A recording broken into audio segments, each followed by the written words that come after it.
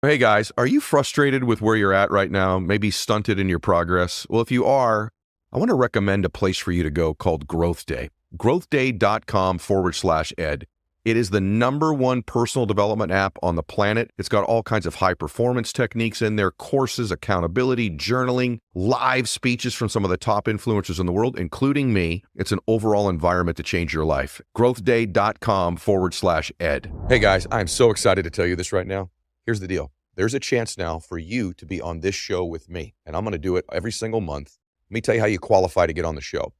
Every single day on my social media, I run something called the 2-minute drill. So if that's Instagram or Facebook or TikTok, if you follow me on those platforms, when I make a post within the first 2 minutes, so have your notifications turned on.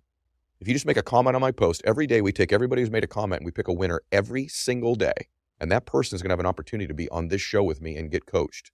So if you're interested, follow me on social media. When I make a post, make a comment, and eventually, hopefully, you can get selected to win. We're picking somebody every single day, and I'll have those folks on the program. If you want to get a text reminder about my post or this program, 714-916-9144. You can text me at that number, and you'll get daily reminders. I would love to have you on this show. Follow me on social media and engage in the 2-minute drill. Max out. All right, welcome back to the show, everybody. So I want to start out today by telling you what we're going to talk about, which is we're going to talk about extending grace and kindness to people, but actually doing it during difficult times, during stressful situations, and why it matters that you do it. And I'm going to tell you 2 stories from my life that both happened very recently that I thought I have to teach this lesson today because it taught me one.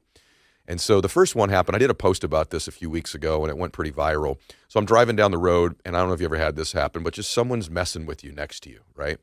And this person was trying to agitate me, and they'd cut me off, and then, then they went around me and were behind me and kind of riding my bumper, and then they were yelling, then they wanted to race me, and I'm like, come on, man, like, I'm not that dude, I'm a grown man, I'm not going to race you, right? But they were trying to agitate me, and they didn't. I didn't get upset. I thought, what a huge win. Like, I kept my emotions the way I wanted them. I stayed emotionally under control. I stayed poised.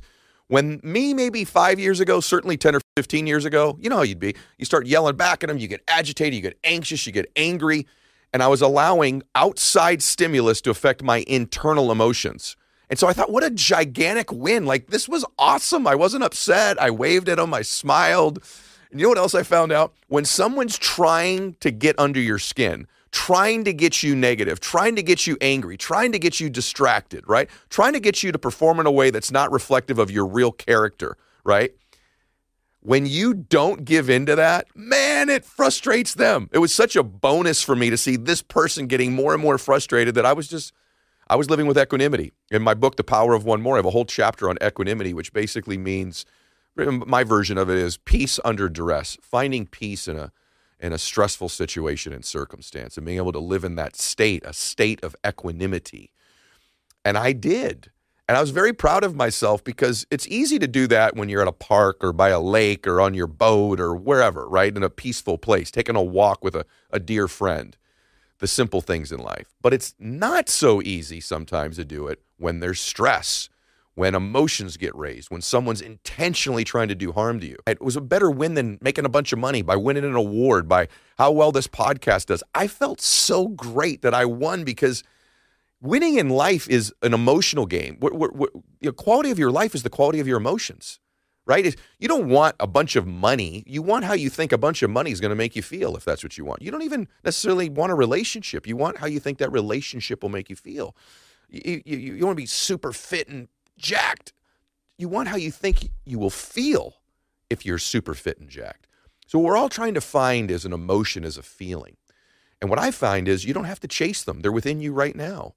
And it only happens when you surrender that emotion to the outside circumstance that you lose, or to a person.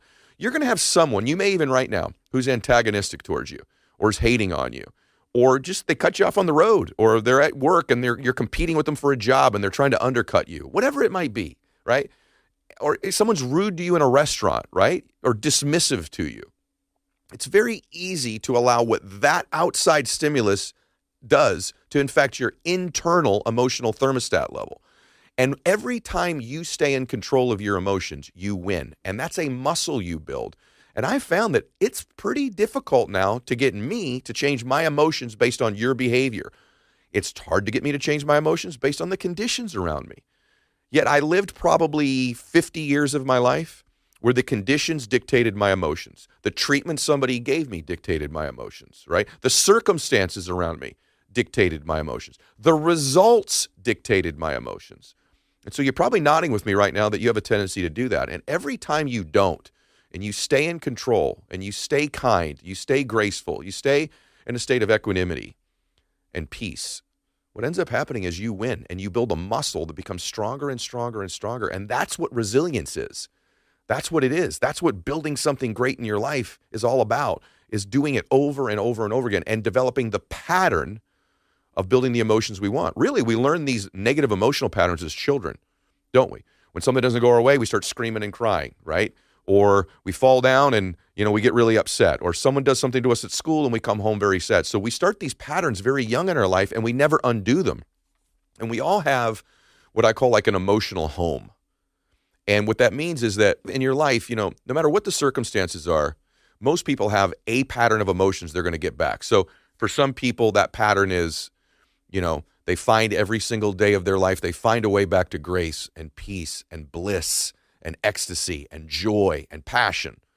For other people, though, no matter what the circumstances are, they find a way to get their anger, to get their anxiety, to get their worry, to get their fear.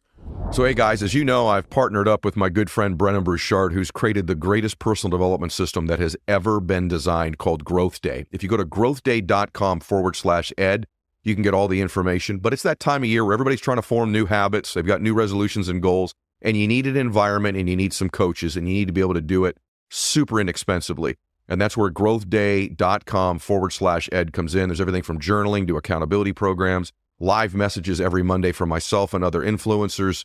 There's an opportunity for you to get courses that would cost thousands of dollars completely for free. It's incredible. Go to growthday.com/ed and check it out. And if emotions are the quality of our life, I was losing. I remember, I'll tell you a quick story. Many, many years ago, I was blessed that I was doing very well financially, finally, in my life. And I was building my first dream home.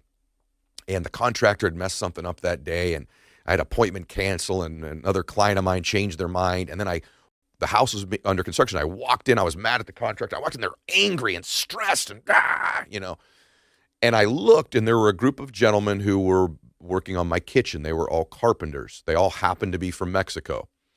And I watched them. And I'm standing in my mansion, that was being built, angry and frustrated and frankly scared. Anger is usually the other side of the coin is fear. Scared. All the emotions I didn't want, I'm experiencing in my body. That was my life experience at that moment. Who cared that I had money or a mansion or those things? Because it wasn't giving me those emotions then that I thought it was going to give me. And I was watching these men in my kitchen. And all of them, they had their mariachi music on. Most of these men were not making a lot of money, by the way. They had left their families in Mexico, and most of them were working here to send money back home to their family. I later got to know many of them pretty well because they were there for a long time, and I befriended most of them.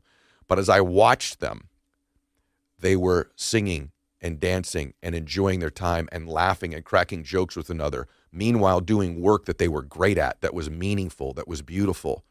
And in that moment, if you said, who's winning the game of life, the guy with the mansion or the men who were building it for him? And in that moment, they were winning the life game because they were doing work that mattered to them, that they were passionate about. They were laughing. They were joyous. They were in a blissful state. They had a state of equanimity and joy and passion and focus about what they were doing. And meanwhile, the rich guy with the mansion over there, he was in a state of anger and fear and frustration and worry and angst. So if the quality of our emotions are the quality of our life, I remember clearly in that moment watching these men, there were 6 of them, in this kitchen that was being built, thinking, they're winning the game of life right now. I'm losing it. Yet the outside world would probably say, the guy with the mansion's winning. That's not winning. Winning is, are you in control of the emotions that you want? And somehow we get our emotional home. You'd ask yourself, what's your emotional home currently? Like over the last 6 months, what's the primary emotion you feel every day? Is it fear? Is it frustration? Is it anger? Is it worry? Is it depression? Is it frustration? Is it just sort of blah? Or are you getting a whole bunch of peace and a whole bunch of bliss and a whole bunch of happiness and joy and ecstasy? Or not? Are you doing work that means something to you and you feel a sense of contribution from it and growth from it? Or do you not?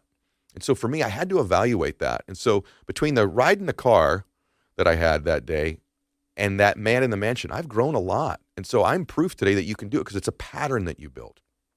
And then the other thing is, for me, the pathway to feeling these emotions is my ability to extend grace and kindness to other human beings. We're in a world today where we're so divided and at each other's throats, it seems. And, you know, we all believe we're separate. There's separate people. You're this, I'm that. You believe that, I believe this. You're from there, I'm from here. All these different things in life, the different religious conflicts that we have, the wars that we're in, but even just the day-to-day way we treat one another, there's not enough kindness. And so my call to you today, my plea to you today is to begin to live a life where even more, even if you're doing it, to extend more grace and kindness to people in your everyday life. And then the measure of it also is, can you do it when they don't extend it to you? See, that guy in the car that day wasn't extending me any of those things, but I extended grace and kindness back to him. See, it's easy to be kind and gentle and beautiful with people when they're doing that for you. But what happens when they're not? Because that tells us who you really are, doesn't it? It tells me who I really am. Can I extend kindness and grace to you when you're not behaving in a way that's worthy of it? When you're antagonistic towards me? You know, I'm in a little bit of a business thing right now where there's some strife in one of my businesses and everyone's being so horrible to one another. And it's my ability to not reciprocate, not reduce myself to that level and extend them grace. I don't know what they're going through. I don't know what problems they have. Give them kindness and grace when really they're not even earning it right now. But I'm worth giving it to them because it makes me feel better about me when I give somebody that grace. I'll give you an example. Last story. Several weeks ago, I was out to dinner with my family. It was a pretty nice restaurant, not crazy nice, but pretty nice. And there was a family at the table right next to us. And right when we walked in, I could hear this family in the lobby. And the kids were real rowdy. You can picture it. You've been somewhere like this. Not just a little rowdy. I'm talking about like screaming and yelling and, you know, running around the table during the meal. It was a decent restaurant, right? It was distracting to other people in the restaurant. And I remember we sat next to them. You can imagine, probably like I was like, oh, man, I just wanted to have a nice, beautiful meal with my family. And now I'm going to deal with this all night. And I did deal with it. These kids were misbehaving pretty heavy. And, you know, there's that part of you when you look at the parents, you're like, discipline your kids. I start judging them. I would never let my kids act out like that. Have your kids sit down. Tell them to be quiet. Have them put the napkin on their lap. Like, you know, they're yelling at each other. This is a restaurant. There's decorum here. There's manners. And so I found myself not only tending towards frustration with the noise level in the kids, but also judging the parents. Judgment and frustration. And I'm not kidding you because I know I do this for a living. I went, are these the emotions I want to experience during this meal? Is this what I'm going to do at dinner? I get this 2-hour dinner too. So I'm going to choose to be judgmental, angry, frustrated, and totally distracted with their table instead of present with these people that I love. Can I in this moment find a way to extend grace and kindness to that family? And I did. I made this shift, which surprised my own family, frankly, I think. And I was totally present with my family and laughing and blissful as this chaos was going on. Now, that's a test for your emotional makeup, right?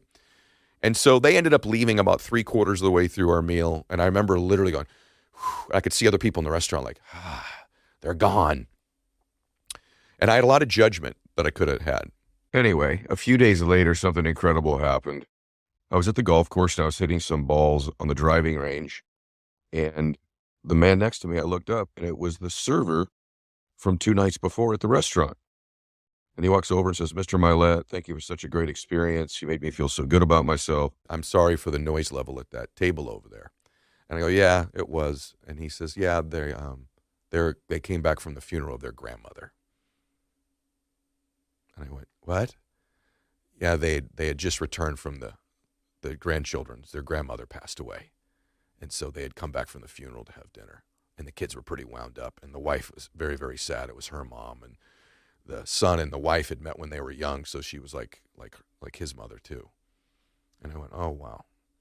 And I went, the old me, I would have judged that family. I would have spent my entire meal obsessed with their inability to parent their kids and the noise and how crazy it was. Yet I was so grateful. And by the way, I've made this mistake 100 times. So I'm just telling you the one time I've done it. I did extend grace to them and kindness, because you never know what someone's going through. You never know what battle someone's fighting. You never know what burden they're carrying. You don't know what someone had just recently done to them. You don't know what they're acting out of. You don't know what pain they're acting out of, or stress they're acting out of, or loss, in this case, they're acting out of. And so remember that when you go to judge. Remember that when you go to react, that you don't know what that person's carrying. And your ability to be a superhuman has nothing to do with your ability to lift a bunch of weights or build muscles or make millions and millions of dollars. Superhuman is a person who treats other humans in a superhuman way, even when they don't appear to be worthy of it or deserve it. That's when you've done something superhuman in your life. So I wanted to challenge you today to really reflect on where can you be more kind. What would our world look like if everybody just took a moment and gave their other fellow human beings, their brothers and sisters, just a little bit more grace, a little bit more understanding, a little bit more kindness, and went out of their way to express that to somebody? And what you're going to find is that when you give someone that gift, you're giving it to you, because now your emotional home becomes equanimity. It becomes peaceful. It becomes blissful. So what I'm saying to you is the way I control my internal environment, ironically, is the way that I treat people in my external environment. Not the external environment dictating it to me. I dictate it to the external environment. And so I just ask you, maybe the next time you walk by a stranger, just say a quick prayer for them. Peace be with you. I wish you well. I wish you wealth. I wish you health. Just quiet prayers for people, quiet thoughts, quiet kindness, quiet gift of grace. And I think our world will be a whole lot better, but your internal world will be better. Anyway, I wanted to share those stories with you today. I hope you remember this story in the car and the gentleman that built my kitchen in that house. God bless them. And then this precious family who had lost their grandmother. Those are 3 examples of why controlling your emotions matters in the life that you live.